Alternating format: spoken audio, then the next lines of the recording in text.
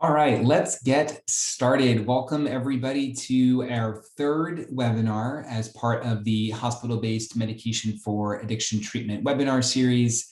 I am Rich Botner, the director of the Support Hospital Opioid Use Disorder Treatment Program at Dell Medical School, part of the Texas Mood family of OUD resources and programs. And so we're really excited to continue our educational content for you today with this webinar that is going to be focused on acute pain and perioperative management.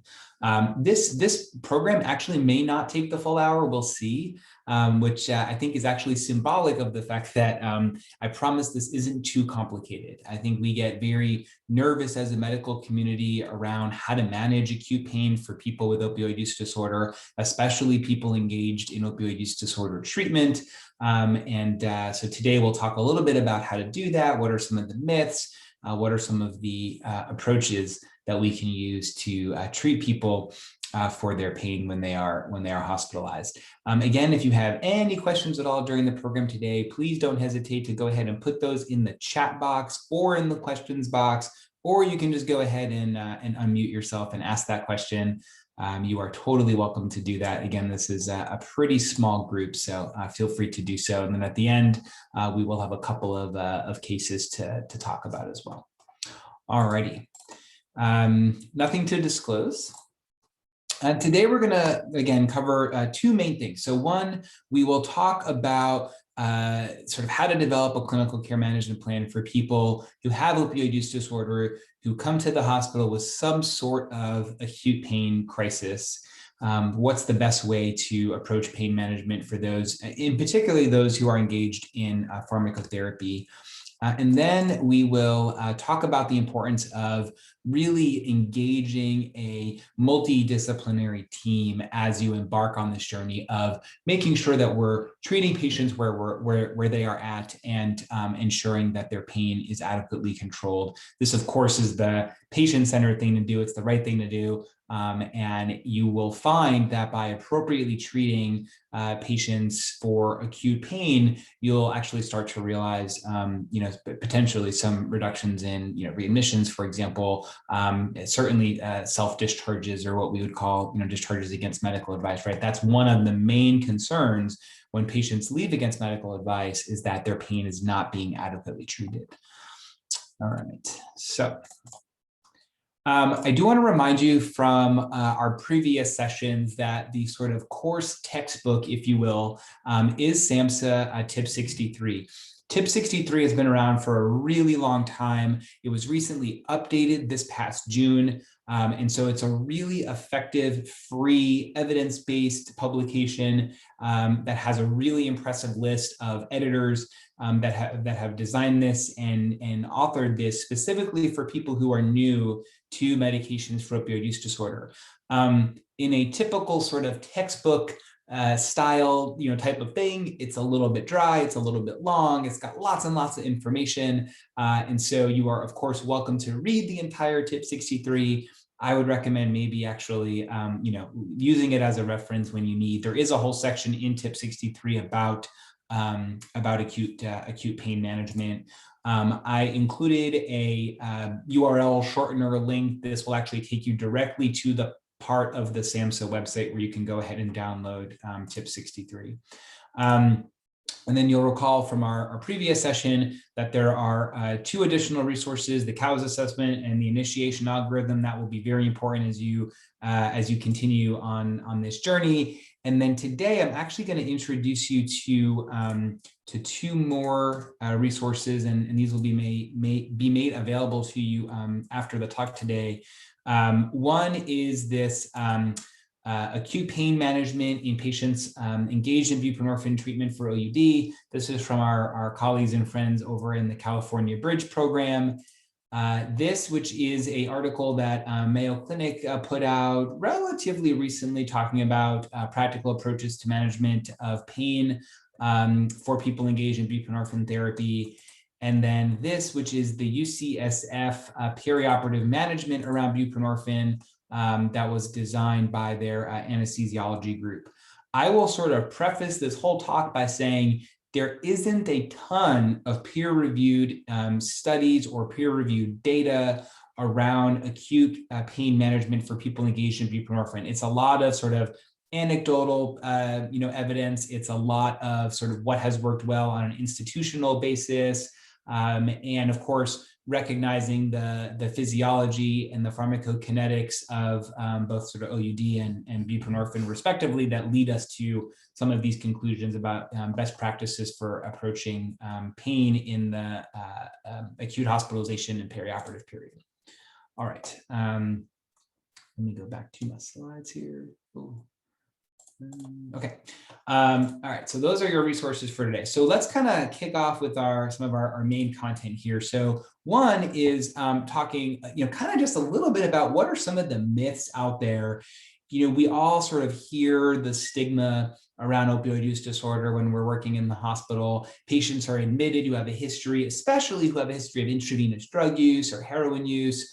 That there are sort of myths that get perpetuated about how to treat pain in this patient population. So I think it's important to bring some of those up to the surface here, right at the beginning of our program. So one is that, for a patient who's engaged in methadone treatment or buprenorphine treatment, that if we add additional sort of opioids on top of that, whatever that full agonist opioid might be, whether it's something an oral like a hydrocodone or an oxycodone, or something intravenous like a morphine or a hydromorphone, that those aren't going to be effective. And of course, we know that that's not true. You can imagine that for a medication like methadone, which is full agonist, that you would have sort of a synergistic effect if you added additional full agonists on top of it. And in fact, for buprenorphine, that is also the case. And we'll talk a little bit about some of the unique pharmacokinetic properties of buprenorphine that we need to consider when providing patients with full agonist opioid therapy during hospitalization. But the big take-home point here is that, yes, a patient who has an acute pain crisis of some kind, opioids are going to be effective at treating pain, regardless of that patient's history. We in the medical community tend to discount a person's pain. We know this has been studied across numerous different practice settings in different sites, that when there's discussion in the medical record about a history of opioid use disorder, that patients get less access to proper and appropriate analgesia, and of course that's not the best practice, right? And we'll talk a little bit more about that as we go through the talk today. We also, hear a lot from folks who have kind of gone through the waiver training, so they understand that buprenorphine is a partial agonist opioid, and so they hear that term opioid and they say, well, this patient is already engaged in some sort of an opioid therapy, opioid treatment, so the buprenorphine must be good enough to treat this patient's pain, and that is also a myth. That is not accurate. While buprenorphine is actually used by some pain management specialists and can be used to treat pain, what's really important to separate out is that acute pain is different from chronic pain. And so even for the patient who is receiving buprenorphine for pain by a pain management specialist, so not OUD, if that patient has some sort of acute pain crisis, so they're walking across the street and they get hit by a car, I assure you that the buprenorphine that they're taking that's at steady state to treat their chronic pain is not going to be sufficient, right? So buprenorphine in and of itself, especially a patient who's sort of at steady state, who has an acute pain, traumatic injury, et cetera, they are 100% going to need additional analgesia on top of it.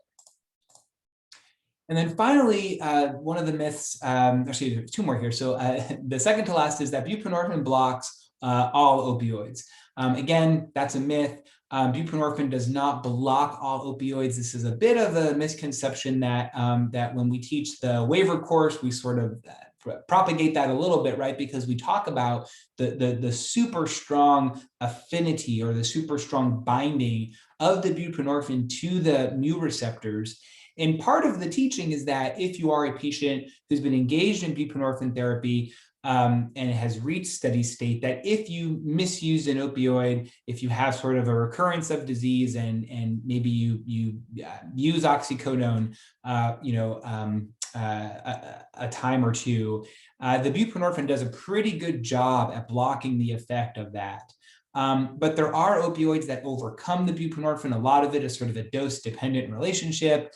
Fentanyl in particular can and does overcome buprenorphine. And so we'll talk a little bit about that as we move through the presentation today.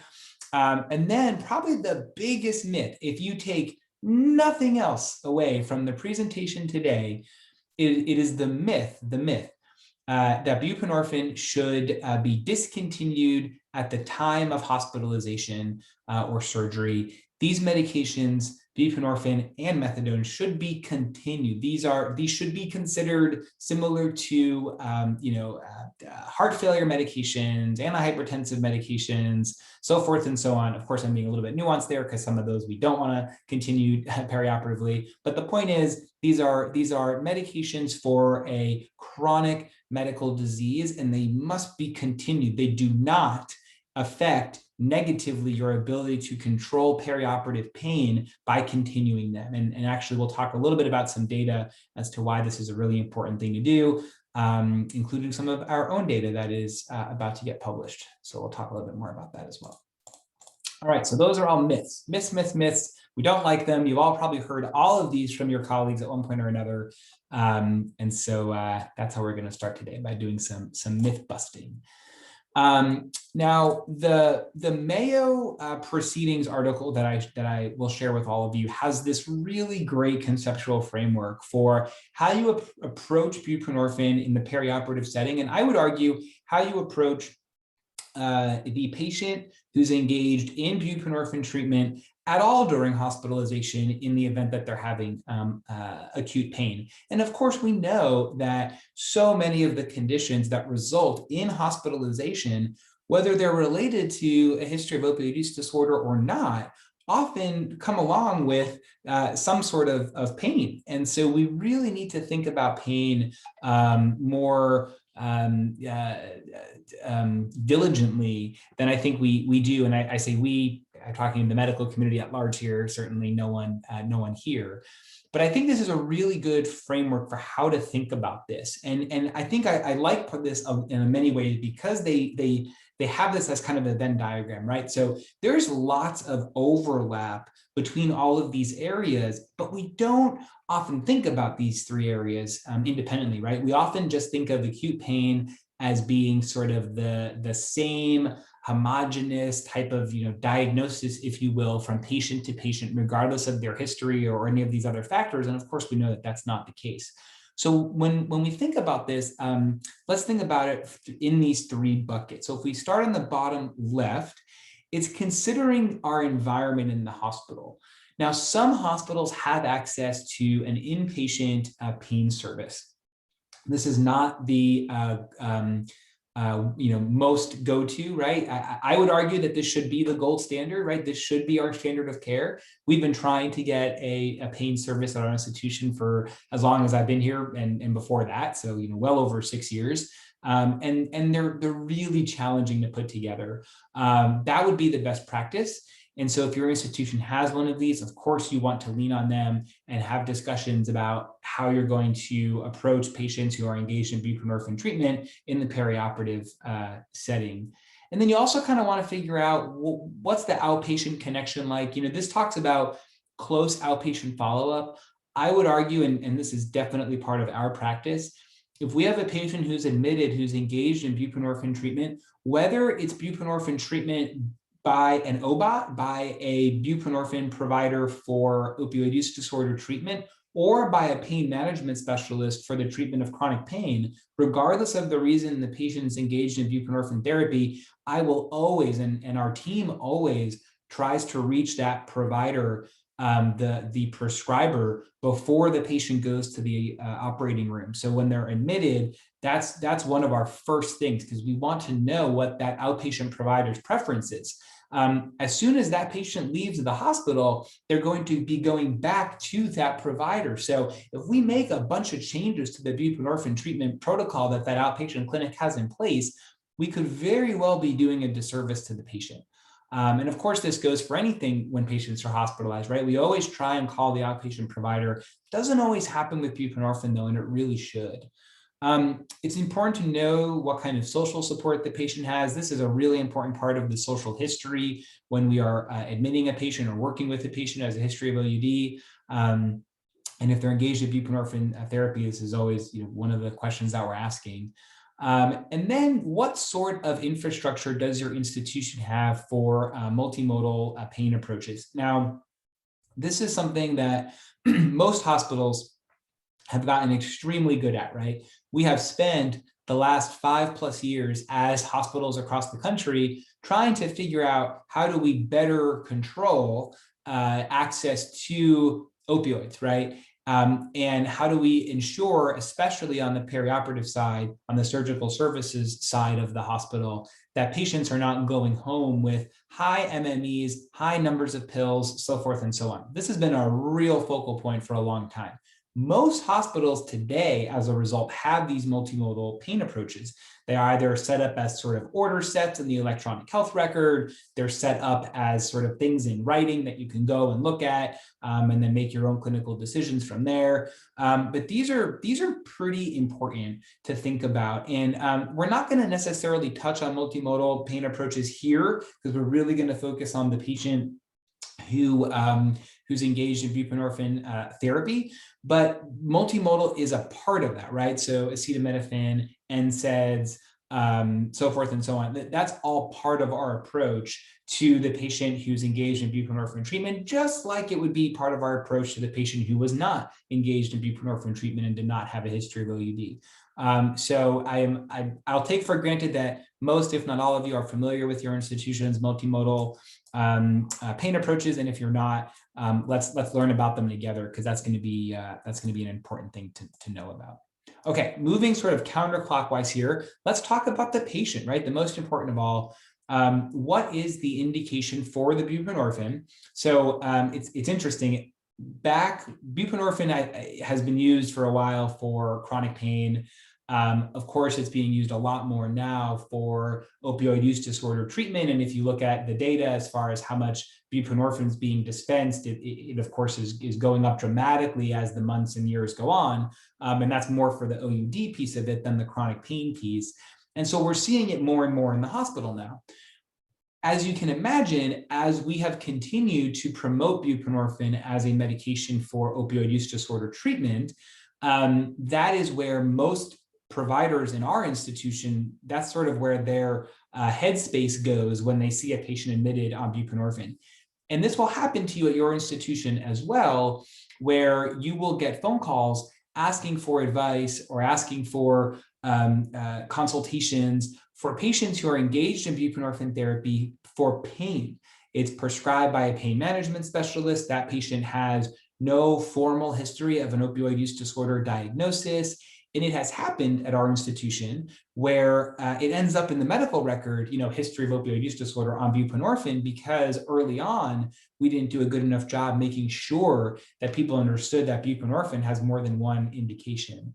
And so that's something to keep in mind, is just because a patient's engaged in buprenorphine care doesn't necessarily mean they have a history of opioid use disorder. If you recall from our last webinar session together, DSM-5 criteria, and of course, keep in mind as part of that criteria that a history of dependence or tolerance, a history of physiologic dependence and tolerance does not necessarily clinch the diagnosis of opioid use disorder, right? And so point here being, if you see buprenorphine in the medical record, if you see it in the medication history, if you see it, if your EHR connects to the pharmacy data and you can pull in prescriptions that have been filled for that patient and you see buprenorphine on there, don't automatically assume that it's for opioid use disorder. So it's always good to ask that question. You'd be surprised. Many times where we've assumed a patient may have OUD, turns out they're literally on it by a pain management specialist, and that's it.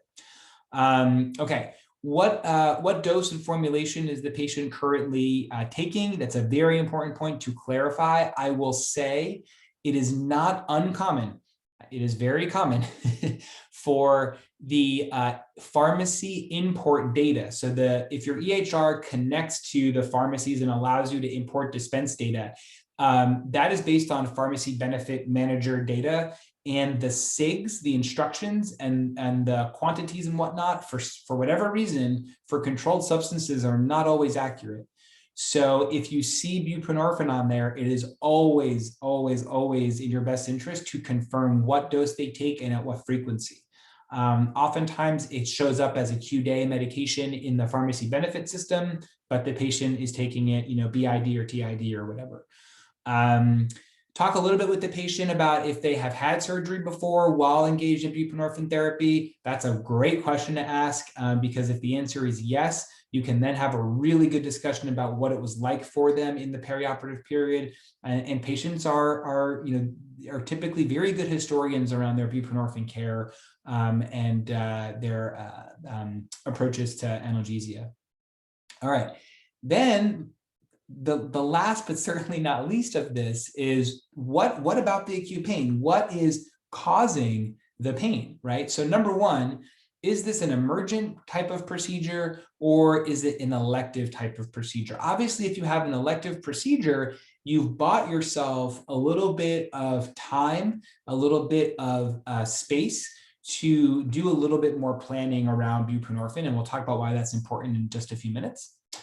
Is this an outpatient procedure or an inpatient procedure that the patient's being admitted for? That matters because if the patient's being admitted to the hospital, you may have a higher comfort level, you should have a higher comfort level for doing some things that are a little bit more creative for analgesia, things that you would not do as an outpatient.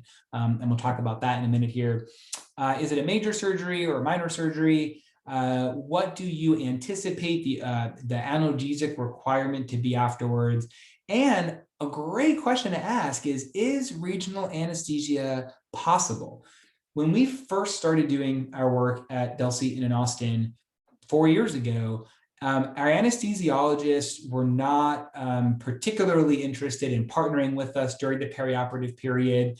I think they saw buprenorphine primarily for its sort of analgesic properties and primarily for its chronic pain use. They weren't used to seeing it being used for patients with OUD. Again, this was 4 years ago where buprenorphine just wasn't as common as it is now, certainly not in our institution where we are commonly starting patients on buprenorphine. And of course, in the interim, in the last 4 years, we've built a tremendous partnership with our anesthesia colleagues to the point where now, for certain patients, we are able to get regional anesthesia. Now, this is not our standard of care. It's not standard practice.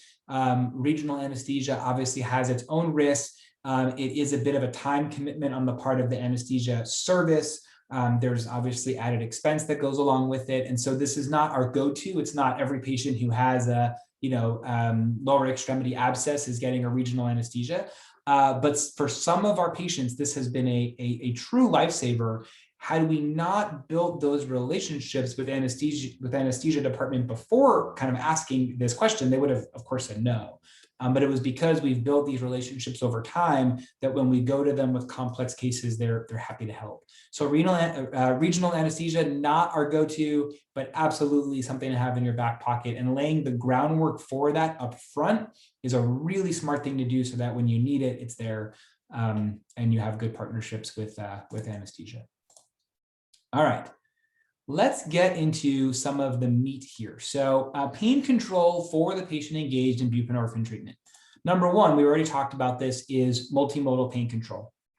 So you're going to start out with whatever your institution's multimodal pain plan is, you're going to start there. Hands down, you're going to start there. And remember, multimodal pain control is about a number of different things. It's not just about pharmacotherapy. And really, when you think about why we created these multimodal pain plans, it was exactly for that reason, because we were relying almost entirely on pharmacotherapy. And we've really tried to move away from that. So multimodal means multimodal, right? It means multiple different approaches to reducing pain. Yes, part of that is pharmacotherapy, but others include early mobilization when clinically indicated. It includes sort of distraction therapies, all these different sorts of things. And so again, this is not a talk about multimodal pain plans. We can have a talk about that if y'all would like in a future program. But this is really just reminding you that whatever multimodal pain plan your institution has, that's your go-to starting point for the rest of this. Your next step is going to be non-opioid pain control. So non-opioid pain control has a lot under it. It includes things like acetaminophen. It includes things like NSAIDs, ibuprofen, and ketorolac. If they're not clinically contraindicated, would be great choices. Gabapentinoids. We'll talk a little bit about that in a minute. Local anesthesia, regional anesthesia, and then ketamine, which we'll talk about in a little bit as well. But these are all non-opioid approaches to providing pain control. For patients who have a long-standing history of opioid use disorder, for patients who have severe opioid use disorder, and for patients who you're saying, this patient does not have a severe acute pain crisis, right? So maybe it's the patient who maybe it's not the patient who was crossing the street and got hit by a car. It's the patient who has a lower extremity abscess and cellulitis, right? So certainly uncomfortable, definitely going to have some pain if you're doing an IND, for example. And so these are some good starting points. We use, for patients who don't have any contraindications, we use, a gram of Tylenol every 6 hours in conjunction with ketorolac and/or ibuprofen. Works well for many of our patients. For some patients, we'll use a lidocaine patch. That's very helpful. And then we do use gabapentin. There's a lot of differing literature out right now. The one part that is very clearly kind of everyone agrees on is that there is an emerging gabapentinoid misuse pattern that has emerged, which makes sense, right? There is some euphoria that you can develop, especially on the higher end of the dosing spectrum.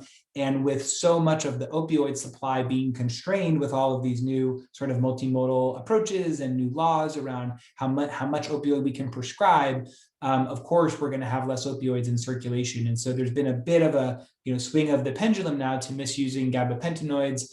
And so we are trying to prescribe gabapentinoids less frequently.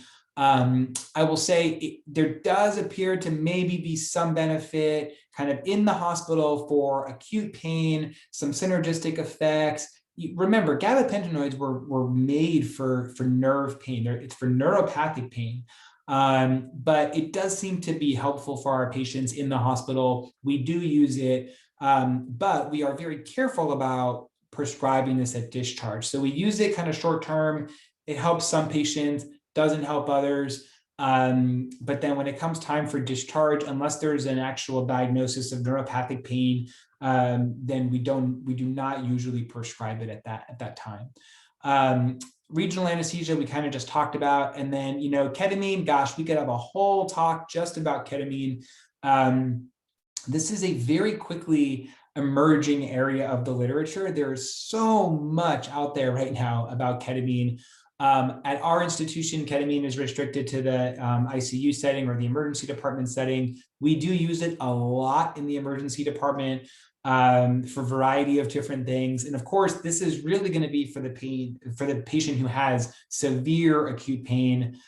This is not for the patient who has like the skin and soft tissue infection, right? This is for patients who have really severe pain, who are engaged in buprenorphine treatment. Again, I use the example of the person walking across the street and getting hit by a car. That's kind of extreme, but it's for that type of pain, right? So it's for sort of severe, systemic, traumatic, bad, awful, terrible pain. Okay.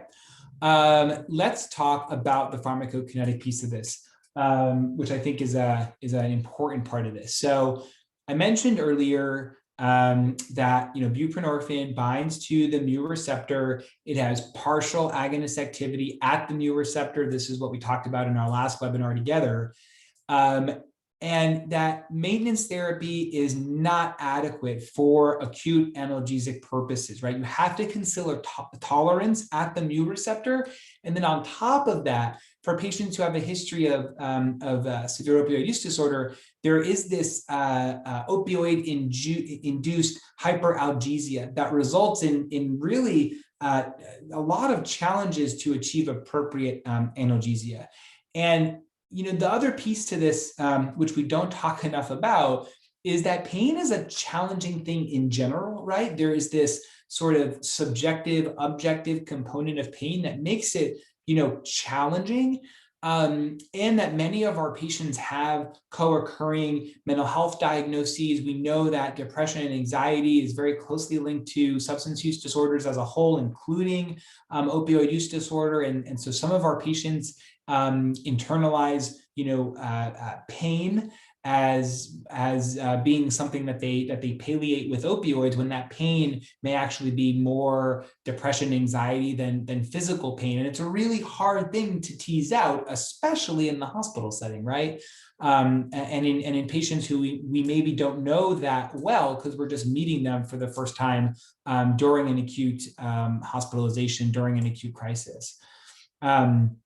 And so, these are some of the challenges that we have to think about. What I want to draw your attention to is this graphic. This graphic is kind of everything as it relates to acute pain. It's very similar to the graph that I shared with you all in our last webinar together, where we looked at mu receptor occupancy and activation of the mu receptor between a full agonist, a partial agonist, and then an antagonist. And you'll recall that for the full agonist, for the methadone and the oxycodone and the hydromorphone and the fentanyl, that you basically have, if you remember, it looked like this on the graph. And then when it got to the top of that graph, you were at 100% activation of the mu receptors.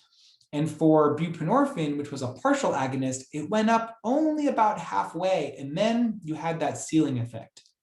And so that ceiling effect made it so that you got about 50% activation of the mu receptors. You never really got to 100%.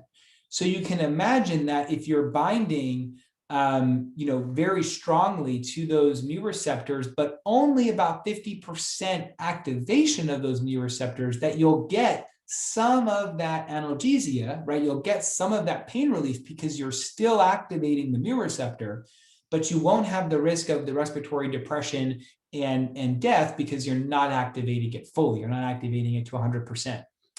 What you're seeing on the screen now relates to that, because what I explained in the first session was that you're going to bind to your mu receptors and only activate the mu receptor to 50%. What I'm showing you here is that the binding as a whole. So if you took 100 mu receptors, and of course you have many more than 100, but if we took 100 and you had a patient without any buprenorphine on board, right, then 100%, all 100 of those mu receptors would be open and available, and they'd be open for business, right? Whether it's oxycodone binding to it, hydromorphone binding to it, etc. And if you go further along the spectrum on the x-axis on this graph on your screen, and you're looking further down the line at higher doses, many of our patients target 16 milligrams. That is the target dose for most of our patients. 16 milligrams, you're basically starting to flatten out. And at 16 milligrams, the number of mu receptors that are not occupied by buprenorphine is about 18%, 15 to 18%. And so think about the pharmacokinetics of buprenorphine, right? If there's 15% of mu receptors that are not occupied, that means that there's 85% that are occupied. And then at all of those 85%, 85 out of 100, the buprenorphine is going to bind super, super tightly and only activate about 50%. So that means if you gave a patient oxycodone, the oxycodone cannot bind. It cannot bind to those 85% of the mu receptors, right? Because the buprenorphine is already bound to them. So you take those 85% off the table right away, and now you're only left with 15%. And what ends up happening in the hospital is we have these multimodal pain plans. You probably have a two-step oxycodone plan like we do. And so the patient gets 5 milligrams of oxycodone, and after 30 minutes or so, they can ask the nurse for a second dose. And the nurse can dispense that without any sort of extra orders. So the patient can get like 10 milligrams or so within an hour. But for a patient who's at steady state of buprenorphine treatment, especially for a patient who's receiving 16 milligrams or greater, that 10 milligrams of oxycodone is only going to go to 15% of their mu receptors, right? So it's a big disconnect between the opioid naive patient and the patient who's engaged in buprenorphine treatment. Mind you, that those 85% of the mu receptors, which are currently activated to 50%, for the patient who's engaged in buprenorphine treatment for weeks to months, they're at steady state. So that 50% activation isn't doing a whole lot at that point for analgesic purposes, right? It's doing definitely something for OUD treatment, no question about it, but it's not doing a whole lot for analgesia. So this is exactly why this is why I said this graph is everything when it comes to understanding acute pain management for patients engaged in buprenorphine treatment, because what we know is that the sweet spot, that gray circle that you see there, is to probably start to reduce the dose of the patient who's engaged in buprenorphine therapy when you have an elective procedure. All right. So the first thing that we're going to think about here is this elective or is this emergent, right? If it's emergent, all bets are off. You do what you got to do, and then we'll talk about sort of how you approach it after surgery. But for elective procedures, and when I say elective, I mean something that's not happening now, right? So some of our patients get admitted and they need to go to the OR the next day, or the OR is backed up, and so they'll get scheduled for like 2 days. For the purpose of this discussion, I'm going to say that that's elective, right? So it's anything that's not right now at this moment. So one of the things that we should be thinking about is, do we want to reduce the dose, not turn off the dose, not eliminate the dose, not order it, right? If you're on buprenorphine treatment as an outpatient, you must be on buprenorphine treatment as an inpatient. But maybe we want to adjust the dose. Maybe instead of being on 16 milligrams or 20 milligrams or 24 milligrams or the FDA maximum daily dose, which is 32 milligrams, maybe we want to slowly bring that down to the point on this curve where you're getting more receptor availability. And if you have more receptor availability, then when you give things like oxycodone or morphine or hydromorphone, those will have better efficacy, right? The other piece to this is, because you have less receptors available for that full agonist opioid, you may have to give doses higher than what you may otherwise give. You may have to give doses that make you maybe a little bit uncomfortable. I guarantee it'll make your nurses uncomfortable, but that's okay, because we're going to do it together. And as soon as you see one done, you'll be good to go for the future. So it's not uncommon for us, instead of that 5 milligram oxycodone, we give 10 milligrams. And then instead of giving another 5 as that second step, sometimes we give another 10. And it's not uncommon for us to order 1 milligram of hydromorphone instead of 0.2, 0.4, right? We just kind of go straight to the 1. Now, again, this is dose dependent, it's patient dependent, and it's situation dependent. How bad's the pain? What's causing the pain? What's the dose of buprenorphine? And as you build comfort with this over time, you'll start to get a sense of what kind of dosing do you want to do in the hospital. And again, as I mentioned earlier, if you're in the hospital setting, there's some extra comfort, there's some extra buffer that you get than if you're in the outpatient setting, right? I know early on, we don't do this anymore, but early on, we did put continuous pulse ox devices on patients because we just didn't know. We read the material, we read the data, we read the literature, we said, a milligram of hydromorphone, I don't know about that. And we did, and everything went fine. And so, over time, we stopped doing the continuous pulse ox. For some patients, obviously, you still do, depending on the clinical circumstances. Okay, enough on that graph, huh? So these are your choices. Number one, you want to continue buprenorphine at home dose. So this should be sort of where your mind starts in sort of the algorithm, if you will. So we're going to continue the buprenorphine at the home dose. If that patient is on 12 milligrams of buprenorphine daily at home, then they should be on 12 milligrams Q-day in the hospital, right? This is assuming that if they have pain, it's kind of a mild pain, right? Like a pretty mild pain. Tylenol and ibuprofen palliate most of it. Maybe they need just a little bit of oxycodone or hydrocodone to kind of just, get over that hump. But otherwise, they're doing okay. So you continue that home dose. Option 2 is to consider split dosing. And what you might recall from our second session together is that we dose buprenorphine, generally speaking, as a once daily medication. One, because we know that once daily administration improves adherence for any medication. But two, because we know that for opioid use disorder treatment in terms of cravings control and treating withdrawal, that the buprenorphine half-life and the way it works in the serum, it works for 24 hours. So you can do it as a once daily medication. But I mentioned to you earlier that it's a partial agonist opioid and it's attaching to the mu receptor. And so you should get some analgesia from it, right? And the answer is yes, but you only get that analgesic effect for about 8 hours. So even though you get about 24 hours of withdrawal treatment or cravings treatment, you only get about 8 hours for analgesia. So the natural thing to do in the hospital then would be to take the total daily dose and just split it. Do 3 divided daily doses. So if the patient's engaged in 12 milligrams of treatment as an outpatient, you can do 4 milligrams every 8 hours. They will continue to have the same level of treatment for withdrawal and cravings, et cetera. But you'll also get some extra sort of analgesic coverage. In addition to the split dosing, and it's not here on the slide, is you can add PRN doses, small ones.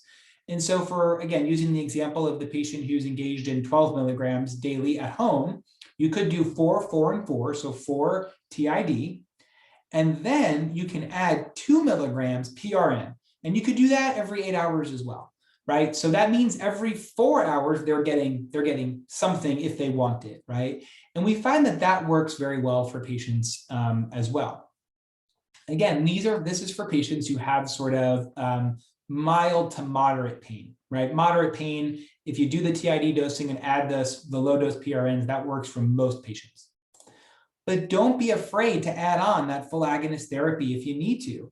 Some patients will absolutely require full agonist therapy, and you should not be afraid. You should be encouraged and feel confident in adding that full agonist therapy as well. And again, remember that you may require higher doses than normal. Some of your colleagues will say we should just discontinue the medication. It would be much easier if we just stop the buprenorphine and then start adding full agonists like we would for another patient.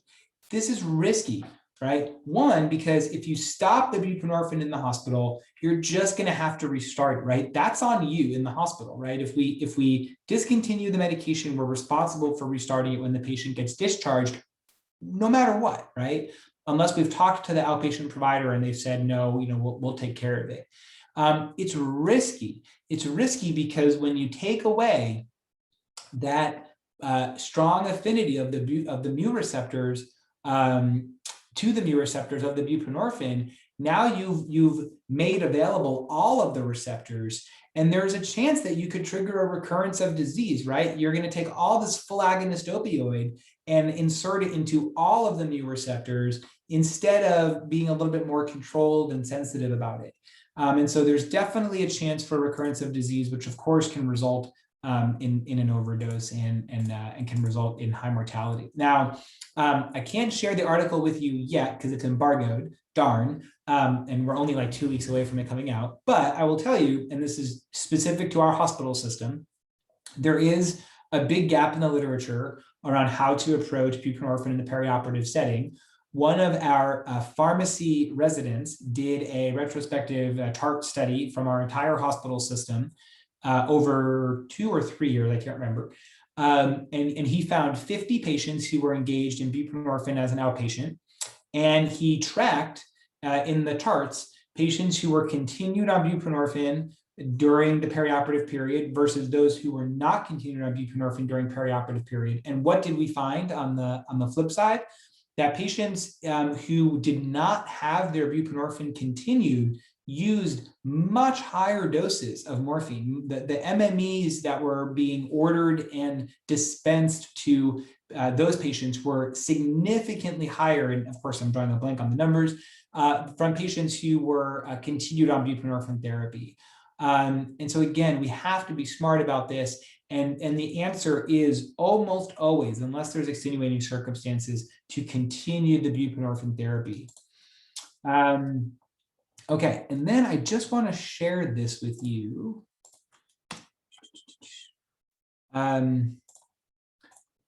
So this is the UCSF guideline for perioperative buprenorphine management. This really is the first one that ever came out as far as guidelines. This is, it's not peer reviewed, but it does come from a major anesthesia practice. And I think this is really helpful because it'll start to explain to you a little bit about what some of these nuances are. And so we'll make sure that we get this to you. But again, the bottom line here, and I'll just kind of scroll down here for it. The bottom line is you want to partner with your anesthesia colleagues. So what we did is we took this guideline, we brought it to our chief of anesthesia, and we said, we want to develop either something identical to this, so we want you to adopt this, or we want you to react to this and work with us on coming up with a game plan. And that's exactly what we did. Now, it took some time, right? We started doing this work 4 years ago. And I would say it probably took about a year to get full anesthesia buy-in, full, kind of escalation to all the appropriate stakeholders around this. But our chief of anesthesia, and we are part of a very large anesthesia group in Austin. They are the largest anesthesia group in Austin. They staff all of the hospitals in the county, as well as several ambulatory clinics. They now use this approach for all of their patients across the entire anesthesia group, right? And so this is the kind of influence that you can have when you start having these discussions. Prior to this, our anesthesia colleagues really weren't thinking about how to do this. They were kind of just doing whatever the surgeon wanted or whatever the primary team wanted. And as I'm sure you all know, which is why you're here, people don't really know a lot about buprenorphine. They don't know how to approach buprenorphine. And so there was a lot of discontinuation of buprenorphine, which is what we found when we did our retrospective TART studies. So having these conversations with anesthesia, critically important. All right, let's do some cases. We've got about 10 minutes left here. Actually, you know what? We have about 10 minutes, and I want to make sure that I get to all of your questions. I don't want to do a case and then realize we have no time left for questions. So let's pause on the case for a hot minute, because I'm going to assume that there's some folks with questions. So let's pause for just a minute. If you have any questions at all at this point, please go ahead and you can put those in the chat box. You can put those in the Q&A box, or you can just go ahead and unmute yourself and ask your question. So let's just pause for about 30 seconds or so and see if there's any questions. And if not, we can go to the case.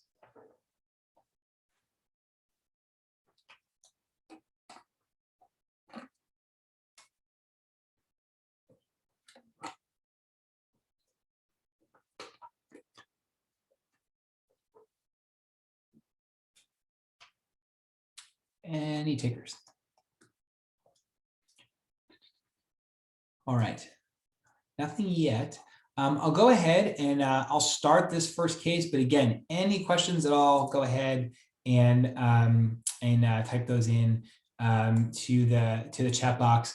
And actually, alternatively, instead of using my boring case that I put up here, does anyone have a patient right now that they want to talk about a little bit? Anyone have a case of their own that they'd like to share? Which, by the way, our Echo series, which launches on June 17th, and you will all get information about that. We're super excited about it. It will basically be this format, except it will not be me blabbing for 50 minutes. It'll be me or another one of our experts blabbing for about 20 minutes. And then the whole rest of the time will be dedicated to a case. So if anybody wants to present a case right off the cuff, it could be super simple. It could be 3 sentences.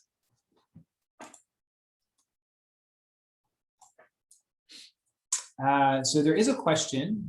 What are your thoughts on opioids on top of buprenorphine at the time of discharge?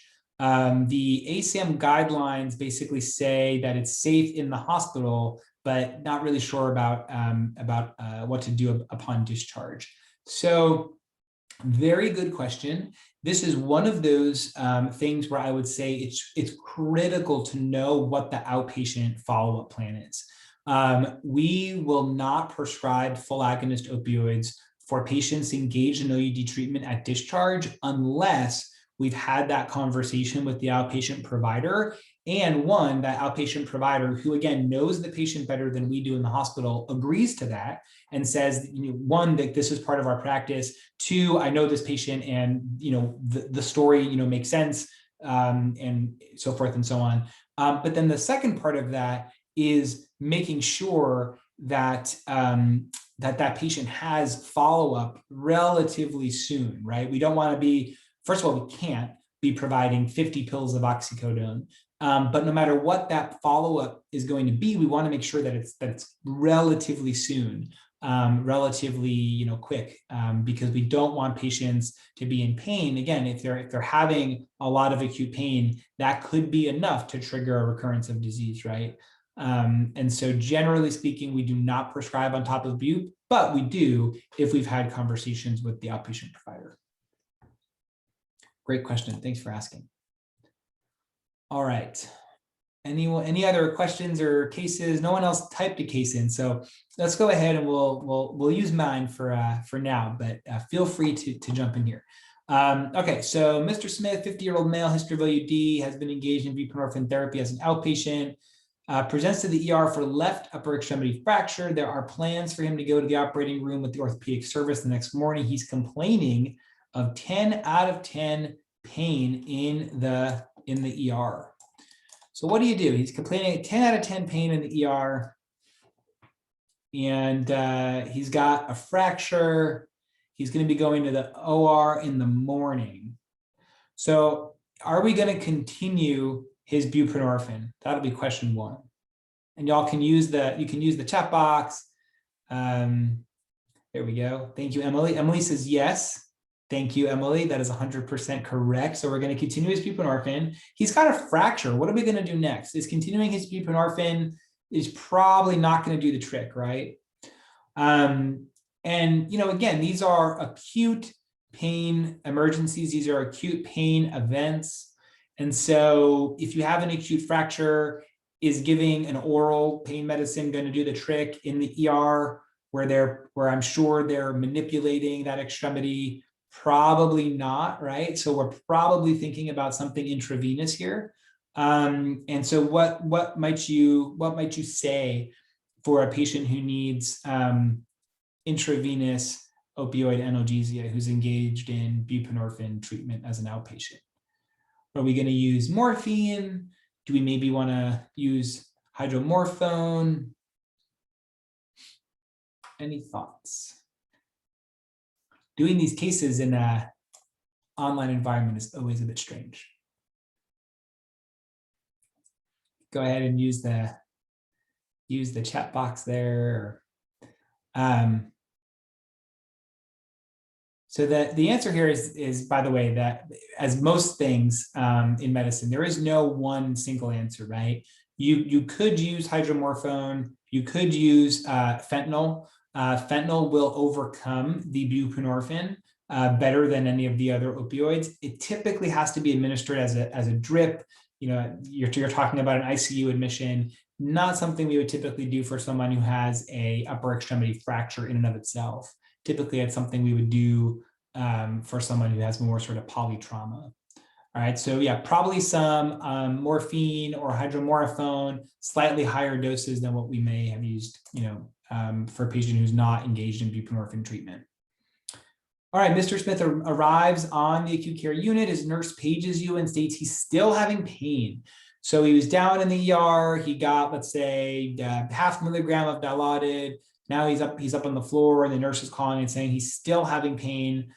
Now you've taken over care, right? Before he was in the ER under the ER's care.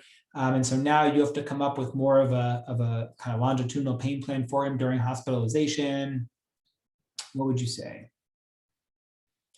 Rhoda asked a great question. Does this precipitate withdrawal? And I assume that you're asking if adding a full agonist precipitates withdrawal. So great question. So when withdrawal is precipitated for patients engaged in buprenorphine care, one, we have to remember that the reason precipitated withdrawal occurs when we have a medication that's binding to the mu receptor with really strong affinity. And so you would imagine buprenorphine is really one of the highest ones. So that's why we worry about precipitated withdrawal with buprenorphine. With oxycodone or hydromorphone, we really don't worry about it because the affinity of the buprenorphine is much stronger.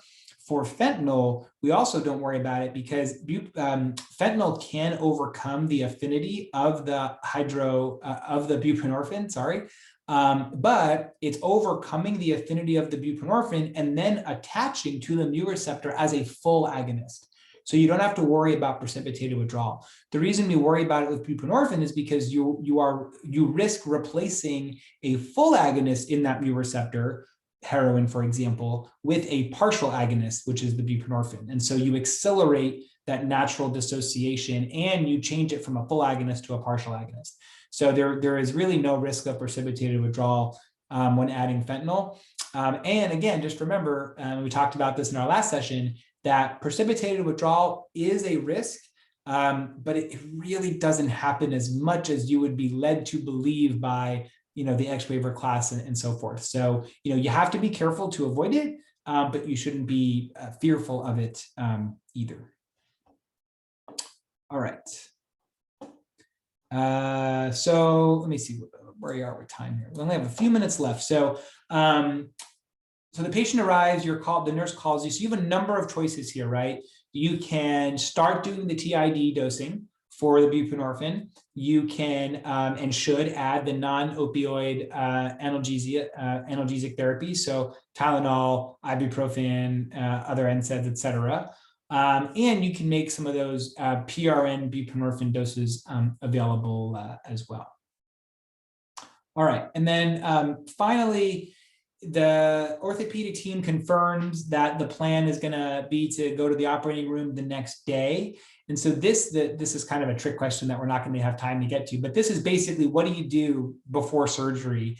And the answer here is you make sure anesthesia knows, especially if your institution is in the early stages of increasing access to buprenorphine. Your anesthesiology group may not really be familiar with it that much. And so early on, this is definitely something that we would do. We pick up the phone, we'll call the anesthesiologist, we say, hey, John Doe, Jane Doe is coming for surgery tomorrow. They're on buprenorphine. Just want to make sure you don't have any questions, so forth and so on. So really raise awareness and build those relationships. All right, and then finally, this is about discharge planning. I'm going to skip over this because we already talked just a little bit about discharge planning a few minutes ago. So that's a lot of information. That's today's lecture for you around acute pain management. I think that the big takeaways here are that when you're approaching acute pain for a patient engaged in buprenorphine treatment, it has to be tailored to the patient, right?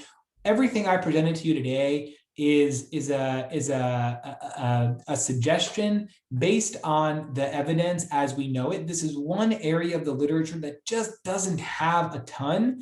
And so again, we're sort of left to our own experience. We're left to anecdotal evidence from other experts in the field, and an understanding of the pharmacokinetics at play. And if you understand the pharmacokinetics, which I'm sure you do now because we've drilled them down 2 sessions in a row, then you should feel comfortable navigating some of these pieces. And of course, we are always available to answer any of your questions. Again, just to kind of quick recap, focusing on your multimodal plans, focusing on your non-opioid analgesic therapies, thinking about split dosing of buprenorphine, thinking about low dose PRN buprenorphine dosing on top of your split TID dosing. And then when you have to, thinking about full agonist opioids after potentially maybe some dose reductions of your buprenorphine to make sure you can get that mu receptor occupancy that you need.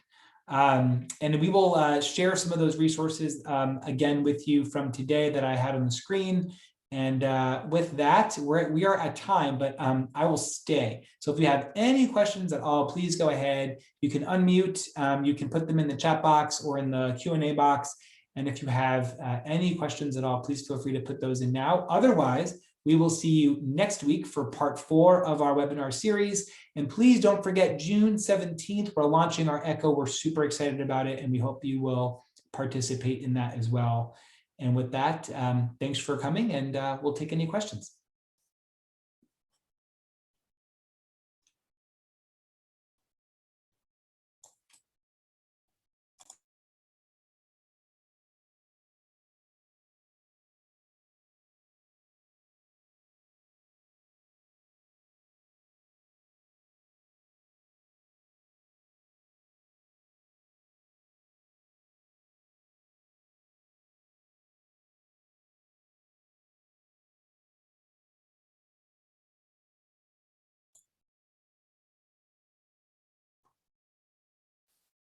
Alrighty then. No, it doesn't appear that we have any questions, so we will sign off and look forward to seeing you next week. Have a great day.